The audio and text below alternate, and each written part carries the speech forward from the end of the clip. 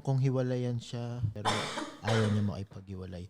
Sa Alam mo, akin, tol, hindi nga baka kung- wala ka lang option din kasi kung may option ka hindi ka talaga magtitiis dun. Hindi yung say, bukan yung hiwalayan pero ayaw hiwalayan.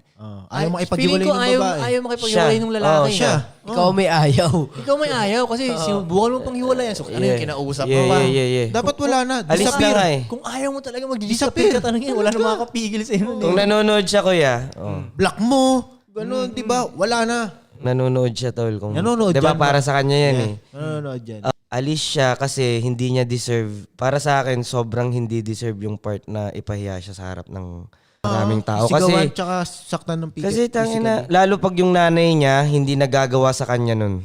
Sino yung babae mo para gawin sa'yo yun? Nanay mo nga, hindi ginawa sa'yo yun eh. So, alis na agad, hindi mo deserve yun. Tapos, i-check mo yung sarili mo kahit wala kang option. Umalis ka na para i-check mo yung sarili mo.